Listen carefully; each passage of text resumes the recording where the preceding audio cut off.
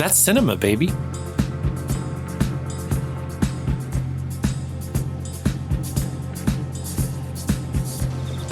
Mr. Wilson. I don't have to take that kind of talk from anyone. That's right, you don't. How about going outside and trying to kick me around? I'm not supposed to fight with the guests, Mr. Wilson. I'm not a guest tonight, you yellow bastard. I happen to be an intruder. Hello and welcome to The Good, the Pod, and the Ugly, a film podcast where we pair movies to garner a better understanding of the filmographies of notable directors or actors, typically one artist/person/creator per season. Often with guests, I'm your co-host introducer.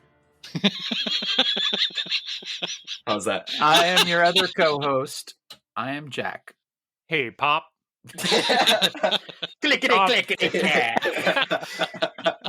Yeah, so I'll identify myself as Thomas.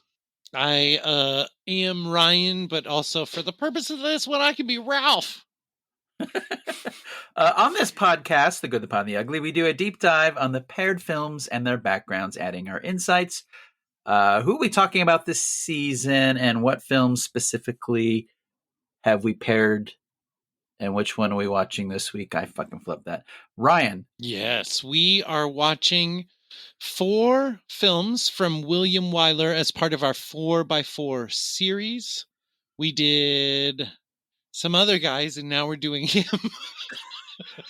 Yeah, only guys. Bobby Aldrich, Yes. Tsai Ming Lang, and now William Wyler. I remembered Tsai Ming Lang, but not Robert Aldrich, and so that's where the panic came from. Yeah, you're fired. Yeah. 4 by William Wyler. Last week we watched Detective Story, another noir from the 50s he made, and next week we're watching The Big Country. Yeah, favorite But talking head this song. week, we get The Desperate Hours. So desperate. 1995, the year of Kiss Me Deadly. Ken, I only realized that song is named after that movie, and we'll have to talk about that a little bit more next week. All right. Yeah, but this week we're talking about The Desperate Hours. Yes. Which has been remade at least half a dozen times. I would love to see the TV version done by the guy who directed First Blood. I bet that one's interesting. Ted Kotcheff did a version of it. He is also the director of Wake and Fright, the all-time #1 greatest Ozploitation film ever made. Oh, The Desperate Hours. It was a book. Then it was a movie. And then it was a play. But the play came out before the movie. That makes sense. Is that a fact? That's a fact. Wow. It was a very popular book. Then it was serialized. It became even more popular. Wyler decided to make an adaptation of it. And while they were adapting it, the screenplay got adapted. And then while they were shooting, the writer then made the play. Really? And then produced the play, and the play stopped after maybe 4 months runtime, and then the movie came out. Because movies take a while. Wow. So you're saying who's the name of the writer? Joseph Hayes, he wrote a book, and then it was made into a movie, and he also did a play. Did he make it into a TV series? You said he serialized it. Did he make it into a cartoon? How else did he monetize this one great idea that he had? It really did seem like he only had one great idea. I mean, looking at the rest of his biography and filmography and discography, and that he just didn't do much. I mean, he did other works, but nothing as big as this. The trading cards, I think, were very popular amongst the kids. The theme park didn't go very well.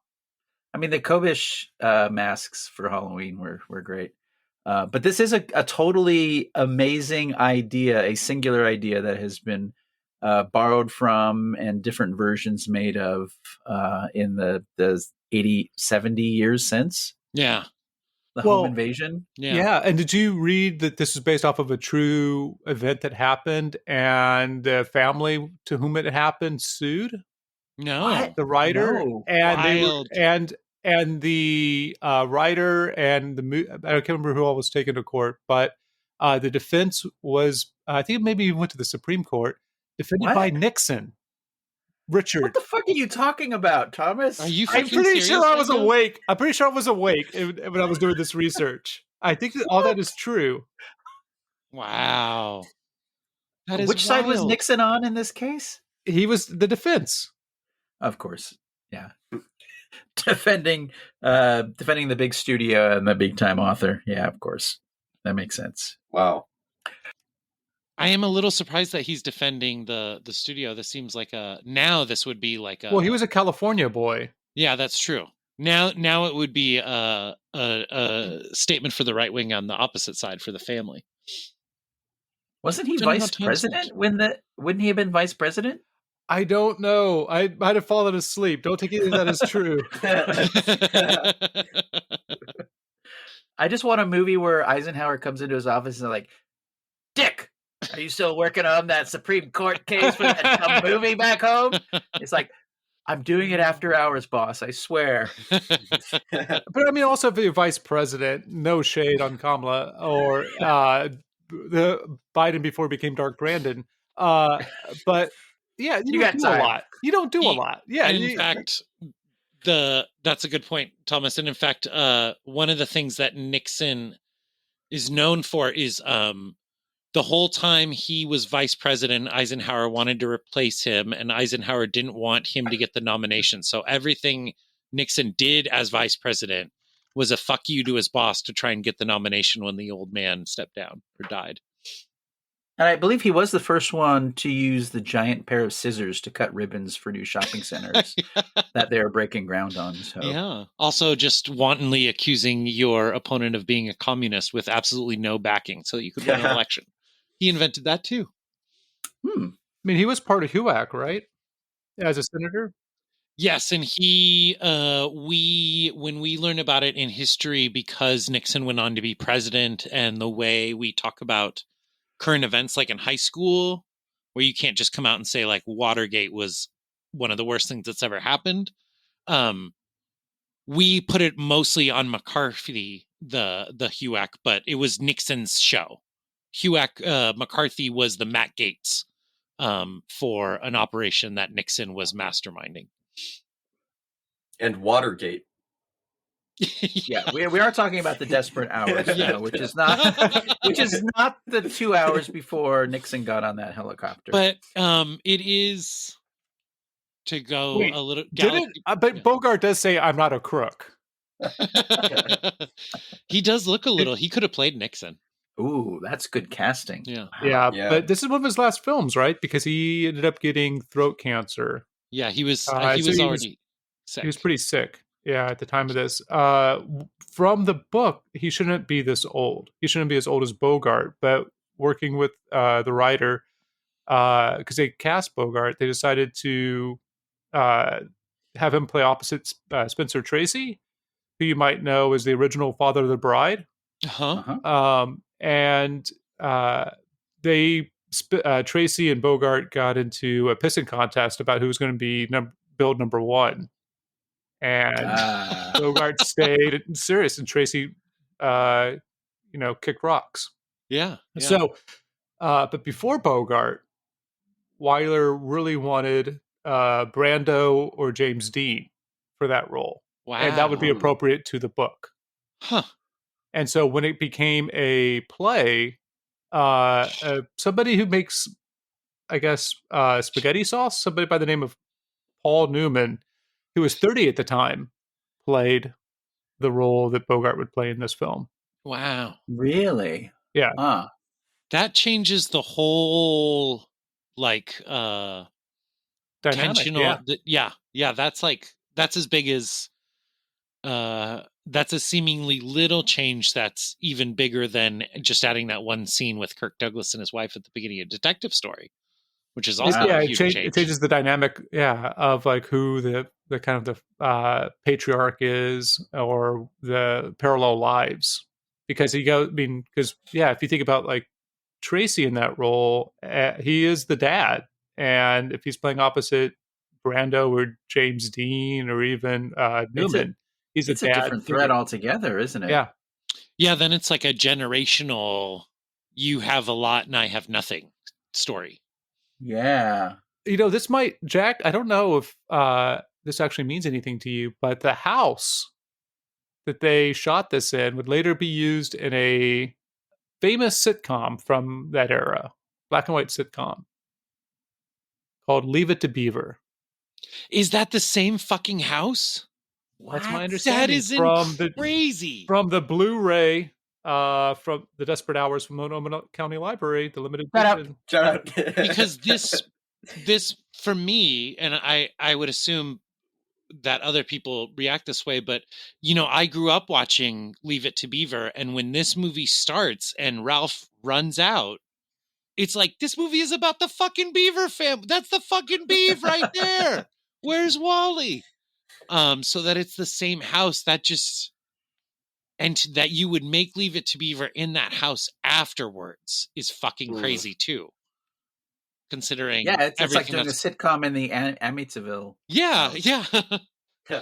Shining as a comedy, like 3. Yeah, or if Roseanne had been in that house. Yeah.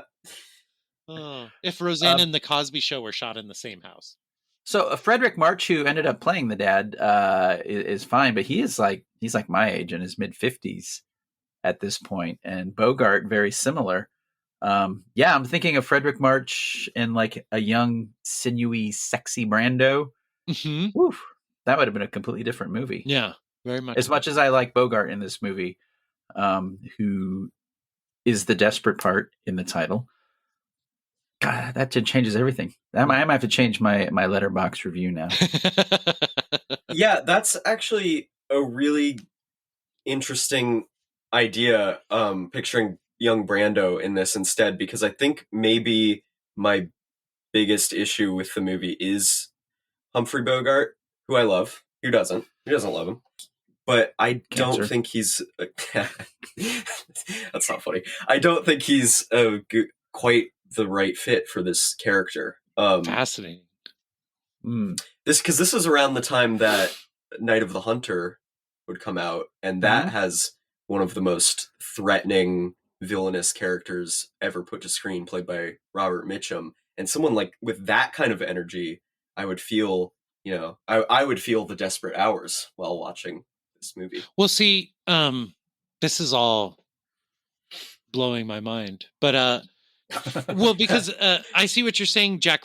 For me, particularly on rewatching it this time, to me, this movie is about two veterans who came back in totally opposite ways from World War II, and like them facing each other at a pivotal point where one of their lives is going to end, and like they have to deal with everything they've done. And so in that way, like Mitchum would be more of a firecracker, but Bogart's sadness is so potent in this for me. And it is. And I almost wish they had done the thing like when certain actors come into roles and then they rewrite them to draw more parallels between Bogart and March's character to where their lives diverged. And almost like March could have been what Bogart's life could have been had it not been for crime and the war, et cetera, et cetera. Right. And that March kind of got an easy pass in the war. Maybe he was the communications guy 20 miles from the front. I don't know. Yeah. But yeah, now that you mentioned that, Thomas, like all other kinds of ideas start popping up. And this is something fascinating that I was going to post to you guys anyway. So I am not normally a fan of the home invasion movie. And Funny Games, which is a lot more like what Thomas was describing, at least as far as the setup, I would almost argue that you don't need any home invasion movies besides this one and Funny Games, that those are the only two movies that really have something fresh to say using this scenario. So I asked myself a few times during this film whether this is Green Room or Dog Day Afternoon.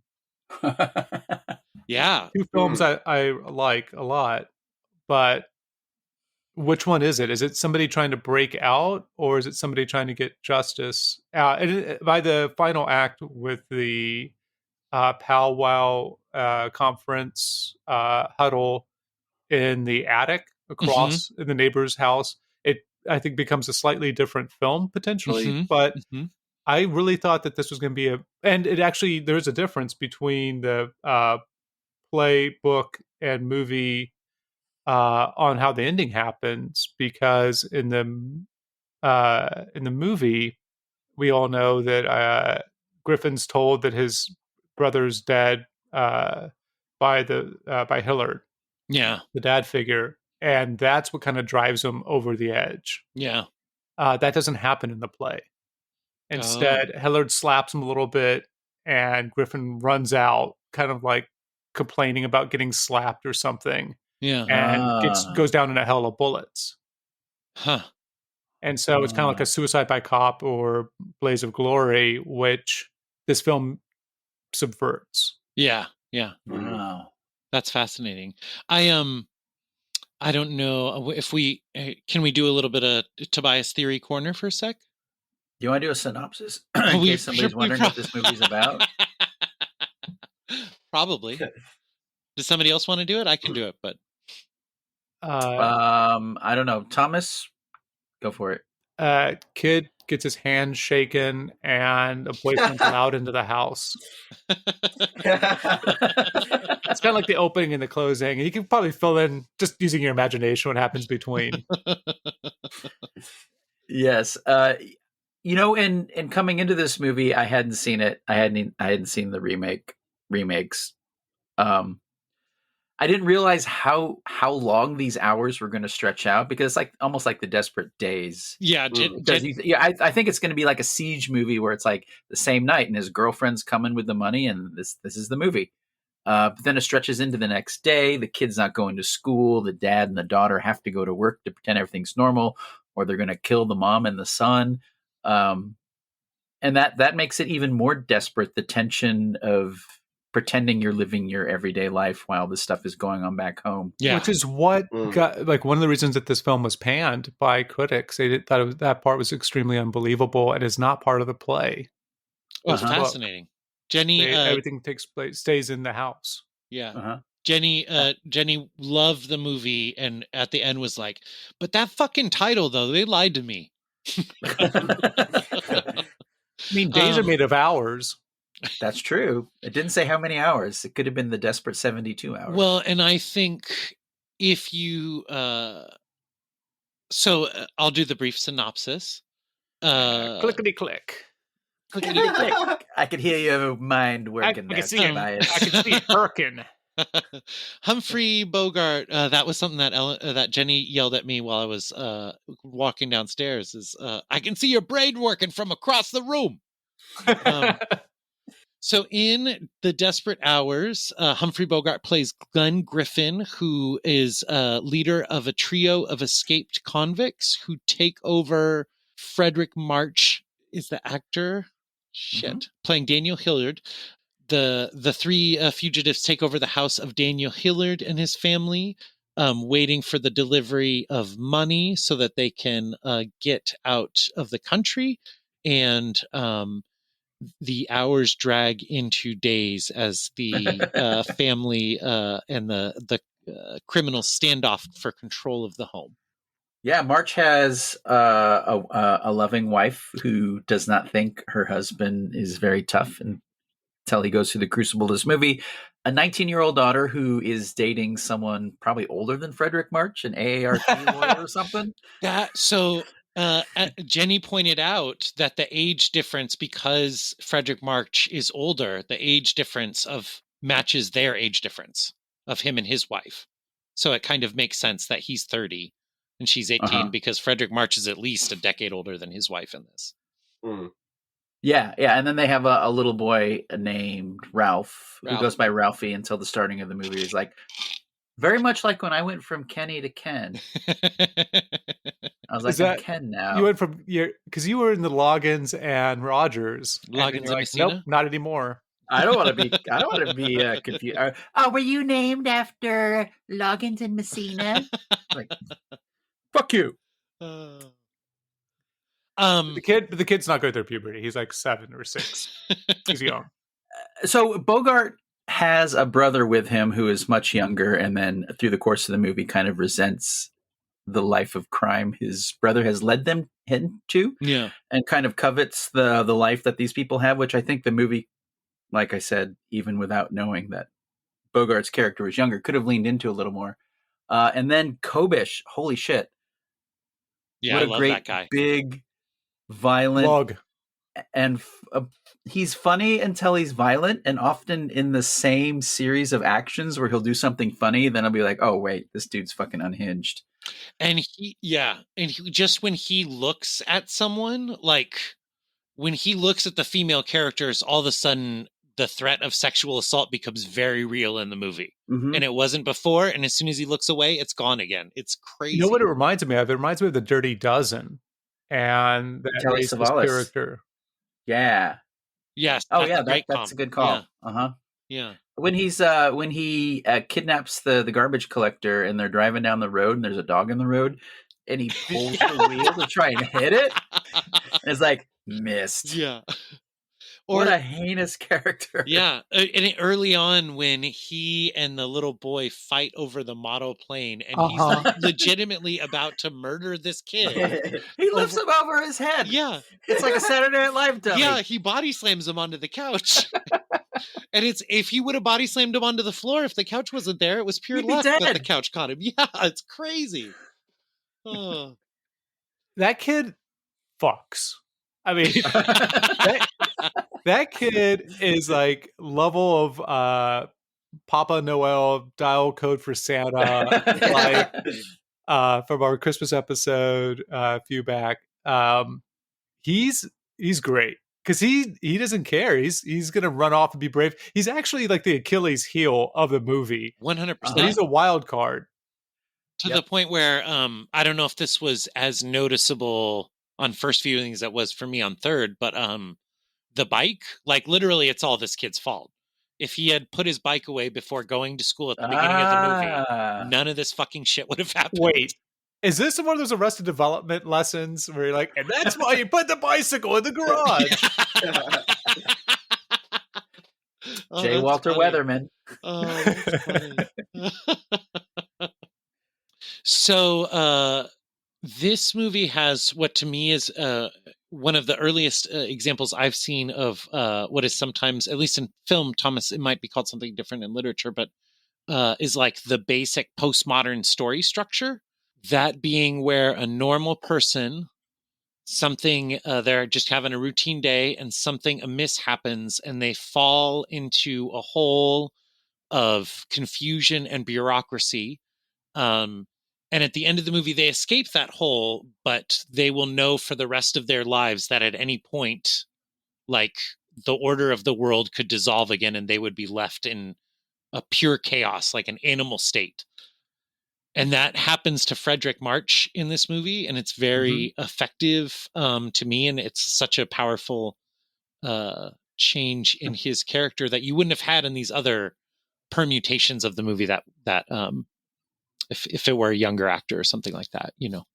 Yeah, I was thinking of The Green Room that we covered a couple episodes ago, and Jack talking about the horror trope where it's the people that are in trouble, and through the course of the trouble they are put through, they turn the tables on the malevolent force in the movie, and the tables are turned in the last act. And I was thinking of that while watching this because Fredric March literally goes through that through the course of this movie, where at the end he's taking the bullets out of the gun. He has his whole plan, and it totally works. Yeah, so that's what I was thinking of Green Room, and it is a similar kind of total transformation of because you don't at the beginning he doesn't want to be a violent person. You know, you can. And his kid's calling him a pansy, and his wife's worried he's going to keel over and have a heart attack, and he's just trying to get through it, you know, for them. I don't think that's literal in the movie. His kid doesn't call him a pansy. No, but his kid is like, why aren't you fighting back? Why aren't you putting, you know, And he the says kid, to his son in this great moment, it's okay to be scared. yeah, Like, I'm scared. It's okay to be scared. But the movie kind of, in some ways, undermines it. Mhm. Here's a question for you, maybe to help us with this. Question is this: what is it? And I'm not quoting Faith No More. Griffin says, the Bogart character says, "You got it in you," right? And Hilliard's like, "I got it in me. You put it there." And what exactly is the it? Is it an understanding that civilization doesn't really exist and violence is all that matters, or is it some type of confidence, machismo? Like, I don't really fully know. Being divorced, I don't know, half a century more in Mhm. time, what uh what that portion of it is. It could be nebulous, right? But I I think think it it's, might have been a little bit more concrete for people watching at the time. yeah, I think it's the World War II stuff that Ryan and I talked about in last week's episode, where there are some men who are forged in violence and know that to get from point A to point B, sometimes you're gonna have to do some shit, and they've seen some shit, and they know guys who haven't done that. And what Bogart's telling him in my reading is like, you haven't been through what I've been through, and you don't have what it takes to take me down. yeah, And the story, you know, I mean, it's I really don't like the story where the dude has to kill someone in order to be a man. It's like, you know, Yeah. shooting a buck and wiping the blood on your face. But that is a constant theme in a lot of post World War II crime dramas and westerns. Sam Peckinpah, his whole fucking career, yeah. Straw Dogs, for Christ's sake, is basically this movie with a lot more rape. Yeah, I feel like I think that's true, Ken, and I think that's a great question, Thomas. And I think it's, yes, like, I think the nice version of saying it is like a joy de vivre. Like, do you? And I think Green Room is a great comp, because the reason why the main character survives in that movie is because he decides, like, I'm going to do this. I do not care. Like, I'm willing to live or die to get through this. And it's that desperation, actually. Mhm. Do you have the desperation to survive this situation, or are you going to lay down and play dead so that it Yeah. will end? Yeah. What are you going to do to what are you going to do to save your family? Yeah. To make sure they're safe? But Age-old question. yeah, I guess I don't. It seems like the film is tracking his progress into becoming the person that he needs to be to save his family Mm-hmm. by starting to act mean or more strict with his wife and with his kids. Yeah. Become a little bit more domineering. Yeah. And But they like it. Yeah. And they do. By the film is like, yes, people are going to be receptive to this, and they want you to do that, and they're going to look at you with adoring eyes, and everything's going to be all right at the end if you take charge in this way. Mm-hmm. Yeah. This is not entirely comfortable. And that's a weird performative masculinity for me. I cannot wait until you watch The Big Country and we get to talk about that, Thomas, because that is what you're saying is again, and more pronouncedly so, the subject. It's not the subtext of the movie; it is the subject of that movie. So I'm looking forward to digging in with you. I think everything you're saying is correct. Our guest, Jack, what did you think of The Desperate Days? I liked it. I don't see I really like the home invasion picture as a genre. I see how this is definitely the first one, and it almost has like every single home invasion trope you can see coming directly from this, because it's so long that everything, well, it's not really that long, it's only 2 hours, but I'm a Gen Zer, so it feels long. 30-second TikTok. Same. Yeah. But I think it drags a little bit, and it's that stuff in the middle that, Thomas, you were saying it was panned for when it came out, with him having to go to work, and then the teacher comes over and all that kind of stuff. It felt like everything you could possibly have in a home invasion movie, this movie has, for better or for worse. And yeah, I just wasn't totally sold on it. I wasn't sold on Bogey. I wasn't sold on the dynamic between, when you start talking about Ken, the dynamic between him and the dad, I'm fine with stuff being, pretty subtle, but like, I do wish that there was a little bit more there. Go ahead. It is very much, I think to both of your points, it is very much a movie of its time. For example, one thing that I think would be lost on contemporary audiences is that Bogart was in part got famous because he couldn't go to war. He had a lung condition and wasn't able to serve. And so part of his career took off because he was playing people fighting in the war at home while other people were actually fighting. And so I think that plays into the subtext of this movie. And to your point about it, Thomas, and how this film changes, I think it's very understood from the,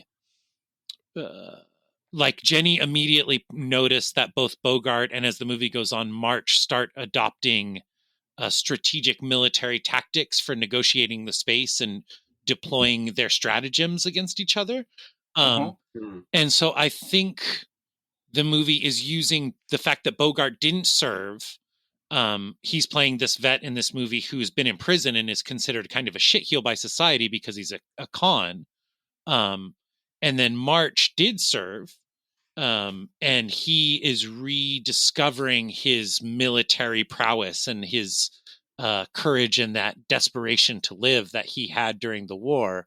And so I think there's a whole lot of stuff in this movie about how society is reorganizing itself after the war. And to your point, Thomas, about establishing Fredric March as the head of household, I mean, men like Fredric March's character were coming back from war and settling down with women who had been working full time for 3 years because all the men were gone and somebody needed to make the money.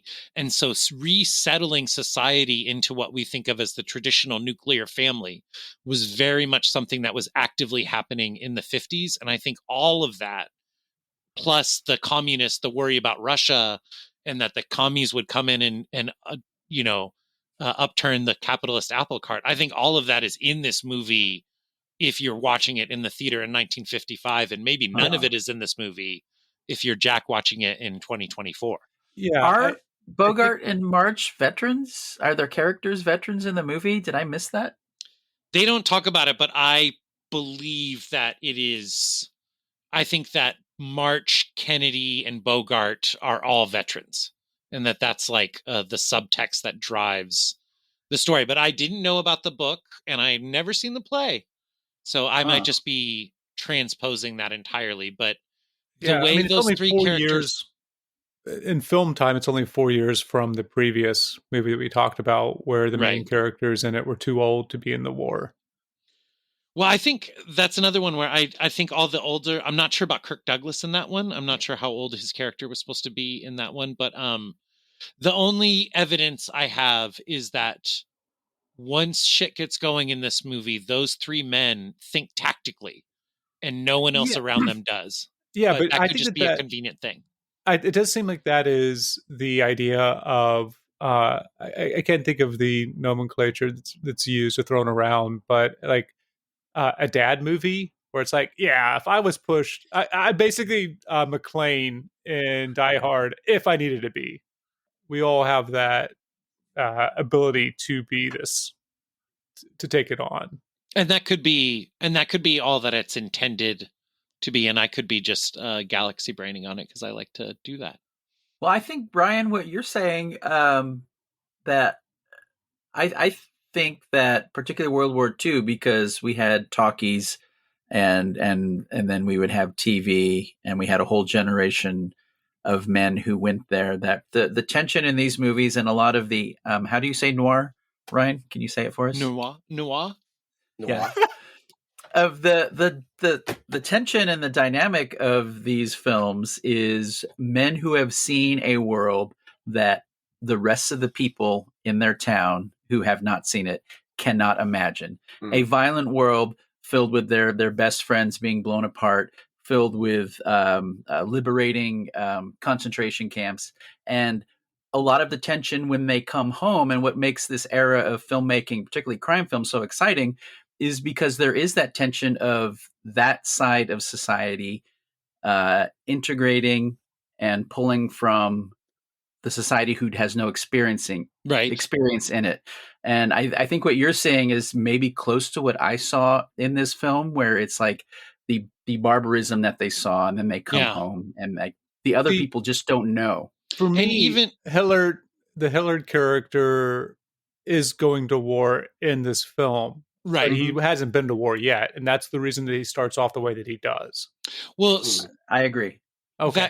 That certainly should be a couple things that to say on this point. So 35% of men born between 1900 and 1910 served, and 45% of more men born between 1911 and 1920. So I'm not going to pretend to know the characters' ages when they were born, but just that's the context, is like half of young men had been in World War II. And that's insane, because it was democratized too. Yeah. Whereas you see in Vietnam, you had people on the lower end of the socioeconomic spectrum, the poors, going predominantly, and people like people having bone spurs or deferments because of college that didn't go. So World War II and the crucible that it sent that generation to is really unique, and also how it's represented subtextually in crime films and major films like this. And you were speaking very fondly of the talkies and that evolution.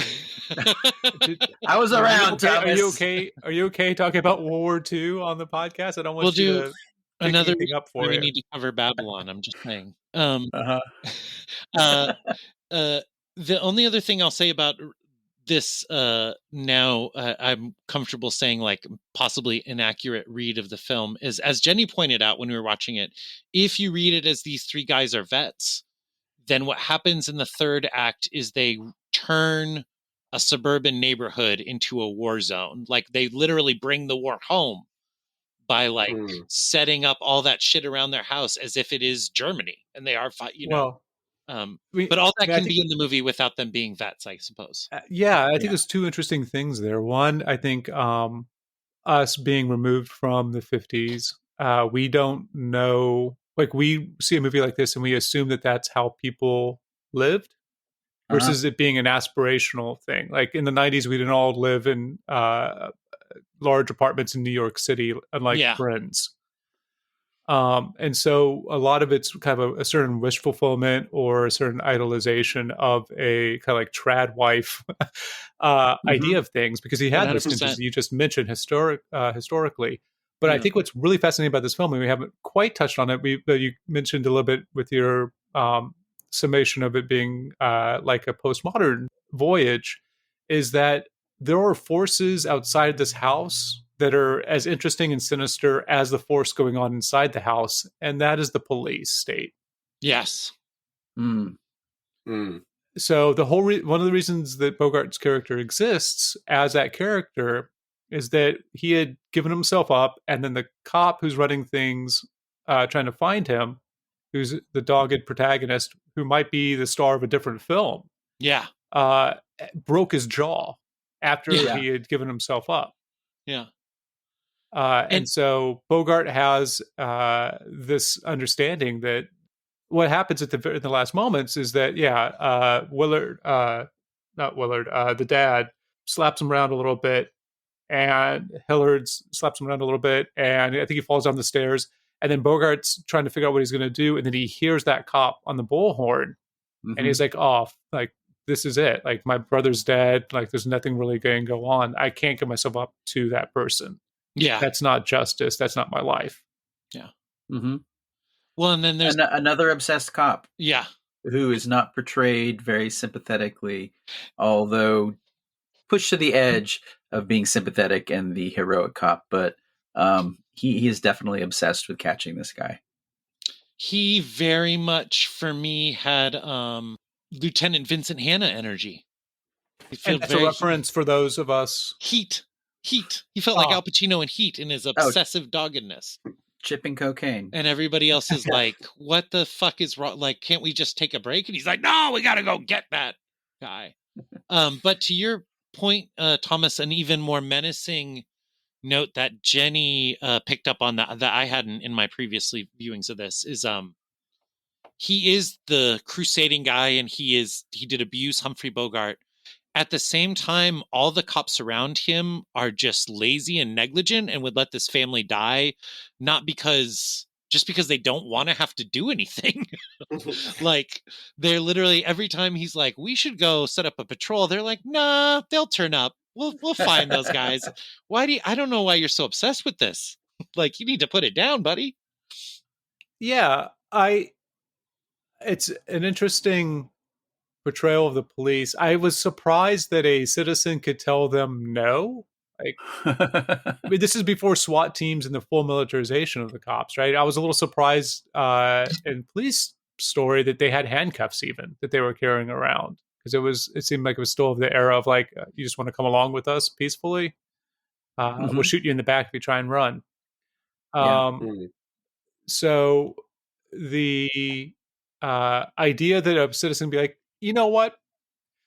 I'm just going to go back in there with a gun that's unloaded and save my family. And the cops are like, yeah, it's not my call. Well, let this guy make the call. No. Like, all the local cops are like, no. It's when the FBI goes like, hey, now I'm a FBI agent, so I'm in charge here. I'm going to say, let him go. Yeah.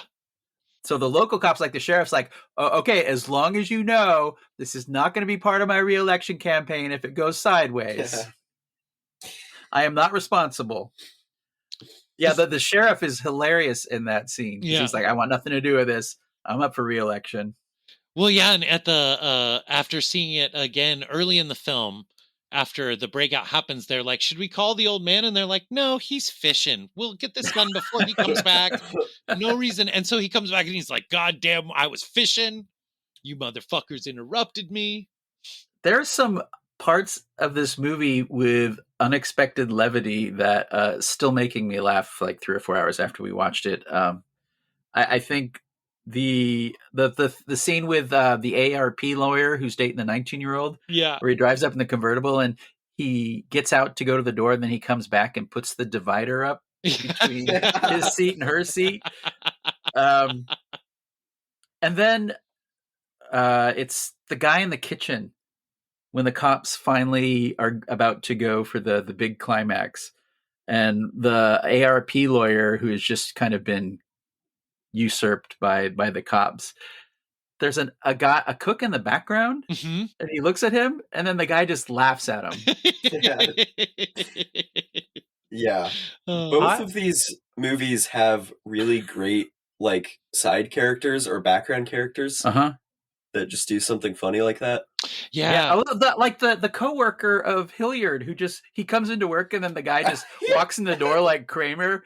I'm sorry, Mr. Executive. And then he leaves and then you never see him again. Yeah. I think the best sequence in the film isn't funny. It's where the brother goes to make the phone call. Yes. Yeah. Holy cow. Yeah. Amazing. Walk us through it, Thomas.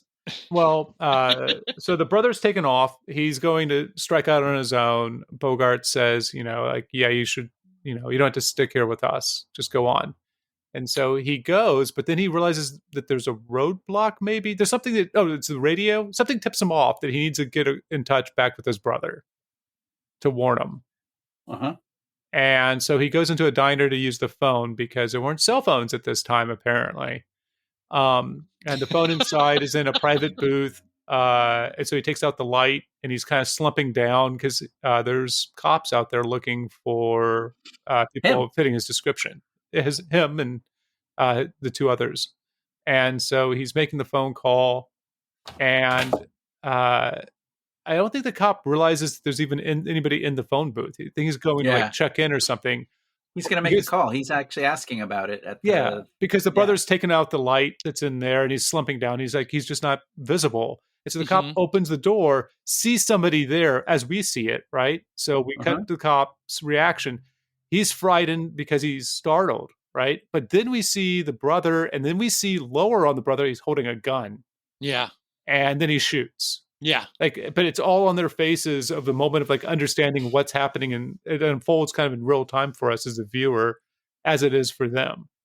And he wouldn't have had the gun if Humphrey Bogart, or early in the film, they get the gun and Humphrey Bogart doesn't want to give it to him, but Kobish. they're worried about Kobish, so he gives it to his brother in case they need to shoot Kobish. And then it's that gun that gets his brother killed. If he hadn't had the gun, then he would have walked out of that diner fine. And I think And then he runs outside. They trace that gun back to the house, right? Uh-huh. Yeah. Yep. And then the brother runs outside. That scene is so amazing. with the okay, yeah. So he runs outside. He starts to get shot, maybe, and then he falls, and then there's a truck coming towards his head, and he goes under the wheels. The truck is coming, and he purposely crawls further in the road to make sure he gets squished by it. Yeah. Phenomenal. Yeah. Amazing scene. Yeah. Great sequence. Great use of rear front projection, or whatever the fuck they did. You don't see anything, but it's brutal. Yeah. The other scene that I like a lot that Jack had mentioned is when the dad comes home from his office and the teacher's there. Yeah. So they're like, it's like a comedy in that the hoodlums are hiding, but he's just brought in the big oaf. And so he has to like try and play off that he was at a bar when he saw him. And then the teacher's upset that he's like day drinking. And so he has to become even more of an asshole to get her out of the house without fully tipping his hand. And he's still and his stick son's around. also, We got more drinks. and his son's composition, he's like saying like, "Hey, help! We're prisoners here," and he has to like steal that away. So it's there's a lot of quick moments that seem fully realized and then don't seem super heroic. Just seem like it's not like that moment where Eddie Murphy walks in 48 hours and like owns the bar, pretending to be the cop, which is an amazing scene, but it's really kind of hard to believe that any human could pull that off. Right. This seems like within the realm of possibility. Yeah. And before the brother Hal leaves, one of the great parts of the movie is when Fredric March and Humphrey Bogart actually almost team up rhetorically to try and convince him not to go. Mm-hmm. They are almost either purposely or accidentally partners in arguing to him to stay. Because for completely different reasons, obviously. Yeah. But yeah, it's a great scene, and it's a great dynamic switch between Bogart and March, and leads to, March becoming Dustin Hoffman and Straw Dogs and figuring shit out and saving his family. It occurs to me hearing you guys talk about the brother that he plays the exact same role as the young veteran in Detective Story. Like the whole movie hinges on the moral value of this young man who's gotten into some bad shit, and does he deserve a chance at getting out? That problem kind of kills the main character in both movies. This also does something that I love that does not happen in movies as much, where something that is planned doesn't happen and they have to make a different plan. And that's with Humphrey Bogart's dame, who is coming to him to bring him money. And you're thinking that they're going to show up at some point, but it turns out the cops don't listen to the obsessed cop, and they pulled her over and arrested her, and she, she could no longer drive to him, which creates up a completely different series of problems that Humphrey Bogart's character has to overcome. The desperate minutes become desperate hours. Yeah. There you go. I think it has one of the craziest moments. Like I saw this, it's a very quick mise en scene, but it's a moment where I'm like, oh, this is hell. I can't imagine what it would be like to be stuck in a house with crazy people with guns, potentially, playing Scrabble with a 7-year-old. Because what fucking words do they know? They know their name, they know like some basic nouns, maybe some verbs, but like nothing's that score any points or give me any opening. It's just I That's so funny. I couldn't do it. When we were watching it, Thomas, Jenny actually saw, because we were watching on the projector, and Jenny saw some of the letters on his board, and she was like, "What the shit is he doing? You can't form any words with those letters. Does he even know how to play?" Oh. Yeah.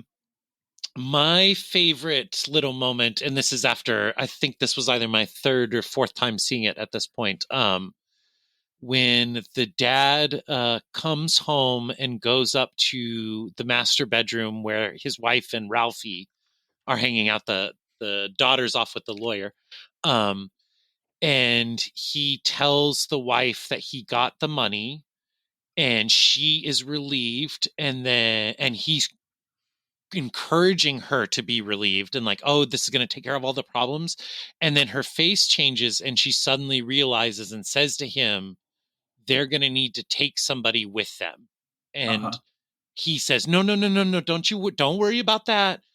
And Ralphie notices and he's like, what's wrong, mommy? And it's like, he's been trying to hide. That's when you see that Fredric March's character has actually been one step ahead with Humphrey Bogart the whole time, and he's just been trying to hide it from everyone, like what's actually going on. And alternately, you could read it as this is the moment where he realizes like he needs to step up. But either way, it's just such a significant scene. He becomes totally vulnerable in that moment and almost starts like crying because she realizes that they are so far away from being done with this. They're so fucked. Yeah. Listen to your old man. He knows where it's buttered. Yeah.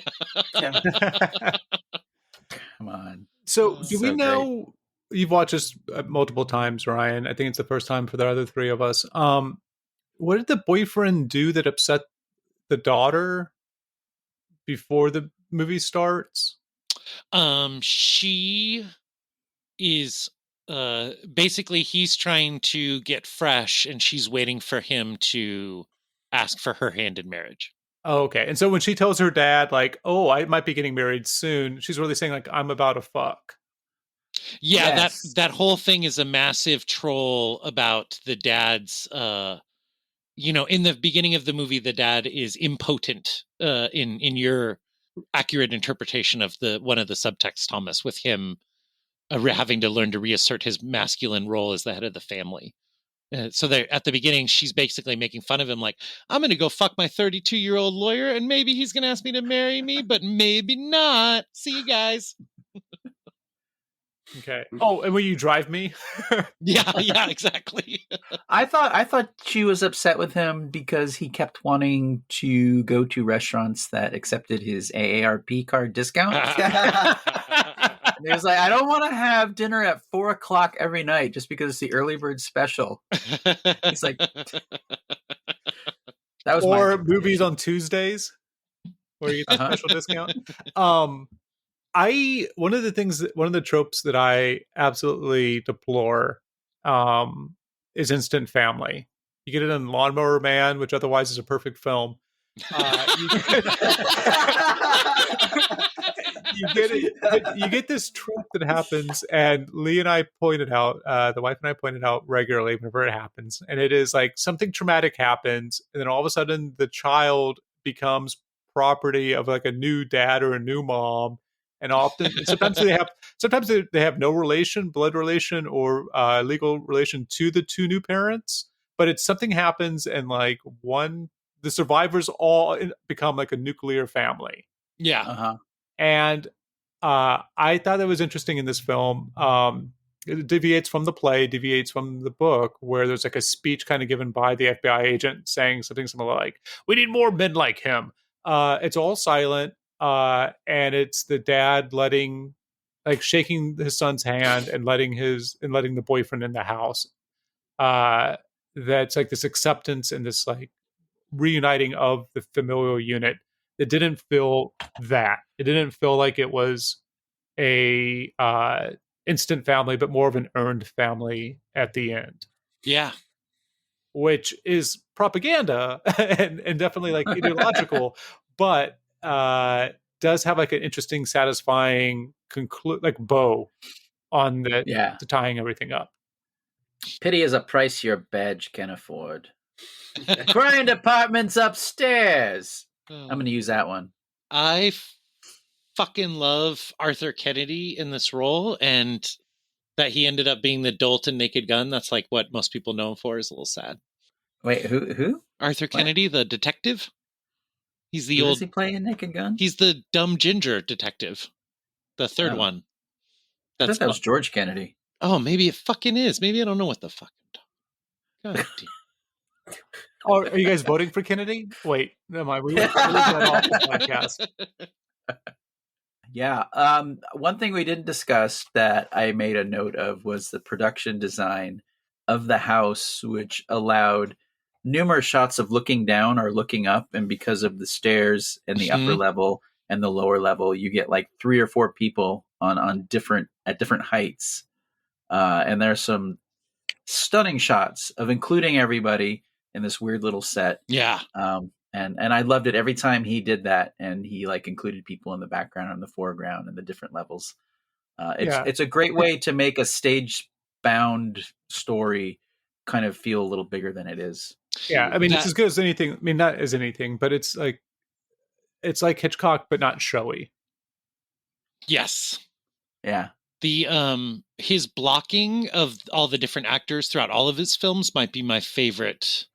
As weird as it is, that might be the thing that makes me love his movies the most, is just there are so many scenes where you can see every actor and how they're reacting to each other. And it really goes to this thing where like every single named character in this movie has a whole thing.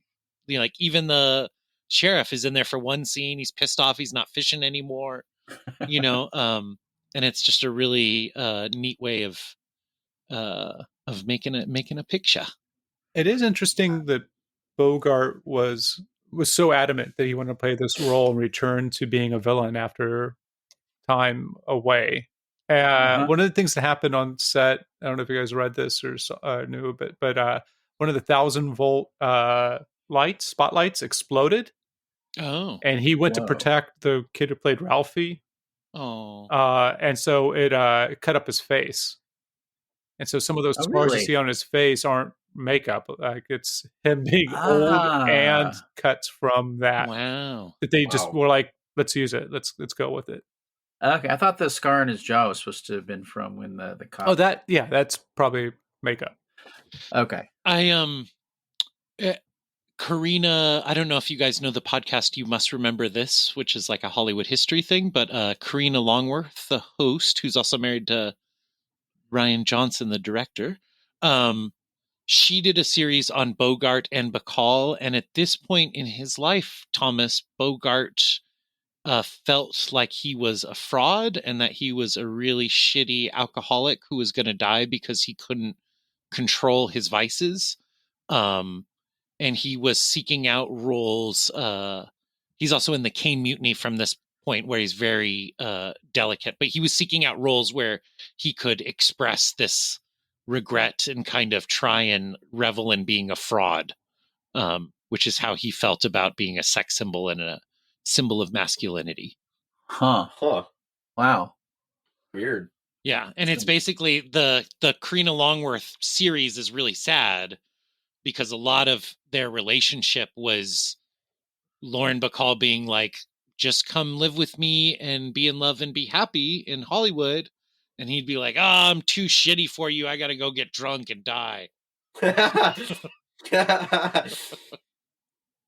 have that Valentine card, actually. I send it out every year. To give a sense of I was talking about last episode with Wyler's kind of 100 takes with Fincher. Mm-hmm. So Bogart had in his contract, and I'm reading this not from the book from Multnomah County Library. Shut up. But the Blu-ray came with a booklet, and in it says, the understanding was that Bogart got off at 5:00. Like they would just wrap at 5 because of Wyler's reputation. Mm-hmm. So they Willie wanted him to be more of a threat, not just his usual heavy. So what he did was he said they started shooting this short scene, and they kept shooting it, and it became 6:00. All right, and then Bogart starts to get really pissed off, and that's the time that they roll the cameras and he decides to print that take because the threat actually comes into Bogart's face. And so the quote is on Bogart, he was one hell of an actor, but Willie was one hell of a director. And then he does something similar with March. There's the 30th take. Scott was worried, and so he asks Wyler, "Is it me? Is it me? What I'm doing here?" And no, he said, "I wanted to tire Freddie out, so he's acting. I don't want him to act. I want him upset, so that when he comes out of that door, he looks harried. He's late, and he has to get to work." And so it wasn't his. The wife was like, "Wait, am I doing something wrong here? Like, I'm with this Academy Award actor. I can hold my own, but still, like, what's going on? Why we keep doing these takes?" And he's like, "Oh no, it's not you. I just want to get a better performance out of him. So we're just gonna keep doing it over and over again until he's so fucking tired. He's acting the way that I want him to act. Because I won't give him direction. I won't say that to him. I'm just gonna keep doing it until he gets the thing that I want him to do." That's awesome. That's amazing. That's Wow. real. Is that's it? real. I mean, Kubrick yeah, shit. no. Well, it would give him canceled today, and he couldn't get away with it. But I mean, what Ryan said last week about the biography of Wyler having worked up from being a sweeper and a gaffer and whatnot. I mean, there's a lot of skill that he had witnessed over the years with other directors, presumably. Mm-hmm. And then he had made so many movies. You said 6 movies a year at one point. That all that experience plays into making, like, this is a big studio picture. And you could imagine, mom and dad going out to see this big studio picture with Humphrey Bogart and Fredric March called The Desperate Hours. And it just feels like kind of an event. And he's getting the best out of them in the best way that he knows how. And also with older actors, they kind of get calcified in a system of how they perform and what they think needs to be done, because they've also been making 6 movies a year for 30 years. So his ability to draw something out of them that I think is really effective in this movie is a testament to just being an old school studio director, been around a while. It's also, I think all that is true. And to the Fincher comparison, Thomas, I think it was Mark Ruffalo that I've heard an anecdote about being asked about working with Fincher and doing so many takes, and how he got a really good scene in Zodiac, and Fincher was like, "Okay, let's do it again." And he was like, "This is my scene, and it was amazing." And Fincher was like, "Well, yeah, but there's an extra over there who was picking his nose. We need to go again." And Ruffalo says, "That was when I realized that he was thinking about the whole movie, and I had spent my entire career just thinking about my tiny role out of this thing that hundreds of people are doing." And that dedication that Fincher and Ruffalo was like, "I want someone who wants everybody on set and everything that's happening to be the best it could possibly be. And that's what makes it worth it for me to work with guys like this." Yeah, I was umming because that's what I was going to say. Just a quick correction at the end of the episode, or as we're getting towards the end. It wasn't the film that went to court. It was Times Magazine, because they went into the house where it happened with the actors from the play. And shot the actors in the play reenacting things in the house. And the family sued for invasion of privacy and lost. Thank you, Richard Nixon. Wow. So they were home invaded twice. That's a great idea for a movie where the first half is a home invasion and the second half is them having to relive the trauma by having the press come in with a theater troupe. Yeah. It's like the Frighteners. There is a little, I don't know if you guys have seen Anatomy of a Fall, but something like that happens in that film, and it's kind of jaw-dropping. Are we done with this desperate hour? Are we going to thank Ryan as Weird AI for doing our theme song? Thank you, Ryan. Thank you. Also, thank you for picking William Wyler. These 2 movies that we've done so far, I probably never would have watched if it weren't for this, and I really enjoyed both of them, especially Detective Story. So yeah, I'm gonna do a few extracurricular Wyler's before Big Country and The Collector. Yeah. Our next pairing. Yeah. Same. That's a big Same. country. And are both of those in color? Yes. And very, Perfect. very much. He's really getting floored with it in Big Country. Yeah, Okay, I guess good. one of the things that this film, even though he shot it in a new Panovision style or format, because it was black and white, I think he got pinged for it as well because people were saying it was too much like television. And that might be because of the single setting, the main majority of everything being in the one house or some of the pieces. But yeah, film critics and Wally and Beaver showing up probably didn't help. Or the ad that they did in the middle of it for True cigarettes. 5 out of 6 doctors recommend. Really, sometimes when I'm feeling desperate, I just need to take a break. That's why I smoke Marlboros. Kobich. Marlboros, when things get too desperate, just light one up.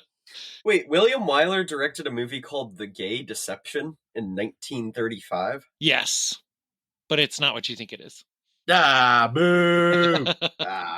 Not an ally. Yeah. Well, Check out the Children's Hour, Ken, and tell me if you want to punch his face off after you see it. Okay. Or whether you like it.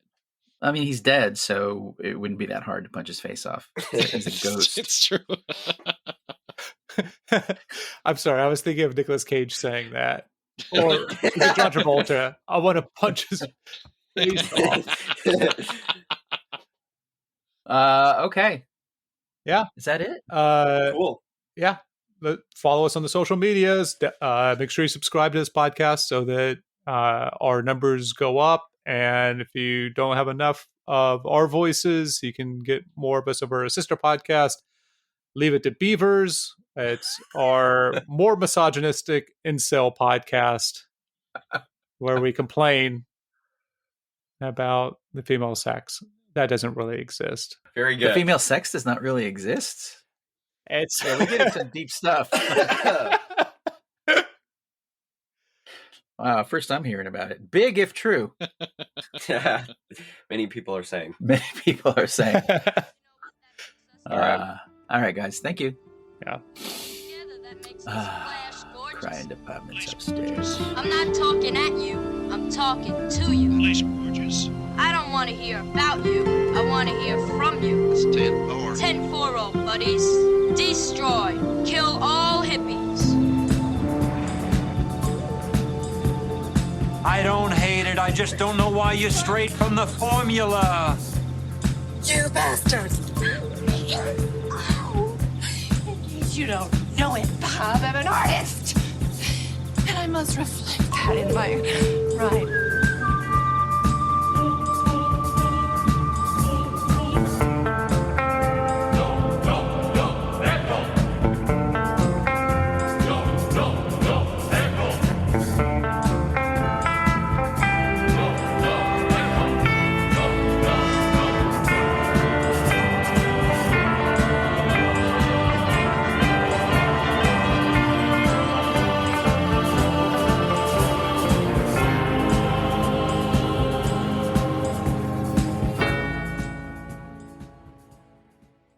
Were you named after Loggins and Messina?